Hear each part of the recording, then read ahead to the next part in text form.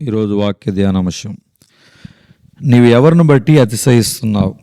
కొంతమంది వస్తు వాహనాలను బట్టి, సంపదలను, ఆస్తిపాస్తులను, అందచందాలను, కులాన్ని బట్టి, కలిగి ఉన్న ఉద్యోగాన్ని బట్టి, కారును బట్టి, ఉన్న సొంత ఇంటిని బట్టి అతిశయిస్తారు. పలానా అపార్ట్మెంట్లో ఫ్లాట్ ఉందని, పలానా ఫ్లోర్లో ఉందని, పలానా పట్టణంలో లేదా ఊరిలో స్థలం ఉందని చెప్పుకోవడానికి గర్విస్తారు.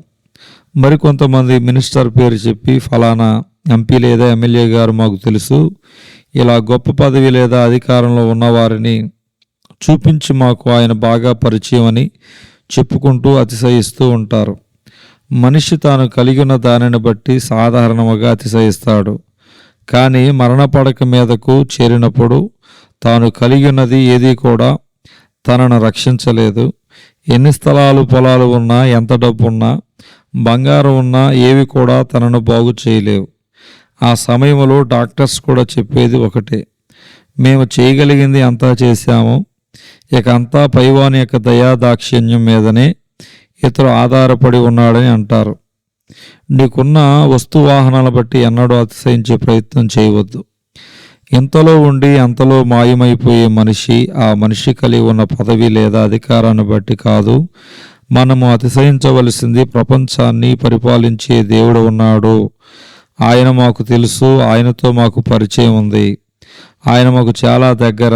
ఈ విధముగా దేవునితో కలిగి ఉన్న బంధమును బట్టి అతిశయించటం ఎంతో గొప్ప ఆనందము.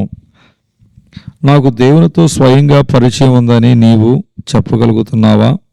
ఆ విధమైన సహవాసము నీవు దేవునితో కలిగి ఉన్నావా? కొంతమంది అంటూ ఉంటారు, నేను పలానా వ్యక్తితో స్వయంగా ఫోన్లో మాట్లాడగలను, నేను ఈమెయిల్ పంపిస్తే నాకు జవాబు వస్తుంది, నేను ఎస్ఎంఎస్ చేస్తే తాను తిరిగి మరలా నాకు ఎస్ఎంఎస్ చేస్తారు, నాకు తనతో అంత పరిచయం ఉంది అని గర్వంగా చెప్పుకుంటారు. ఎవరన్నా గొప్ప వాళ్ళతో కొంచెం ఫోన్లో మాట్లాడగలిగితేనే ఎంతో గొప్పగా, ఘనంగా ఫీల్ అవుతాం. అయితే ఒకటి గమనించండి, మనము సేవిస్తున్న దేవునితో ముఖాముఖిగా మాట్లాడవచ్చు, మరియు ఆయన మనతో ముఖాముఖిగా మాట్లాడతాడు.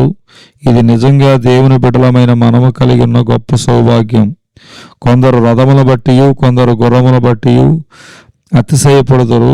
మనమైతే మన దేవుడిని యెహోవా నామమును బట్టి అతిశయపడదుమని చెప్పటం నిజముగా గొప్ప ధన్యత. కీర్తన గ్రంథం 20:7. అధికారం బట్టి గర్వించి నష్టపోయాడు ఫరో. ఒట్టివాడ ఎండి హెచ్చించుకుని గర్విస్తే నాశనమే. విద్యా జ్ఞానము నమ్ముకుని గర్విస్తే చెడిపోతాం. అన్నీ తెలుసని గర్విస్తే అతనికేమీ తెలియదని అర్థం. నాశనముకు ముందు గర్వం నడుస్తుంది. దేవుడి కొద్ది వాక్యము దేవుడు దీవించునుగాక. ఆమేన్.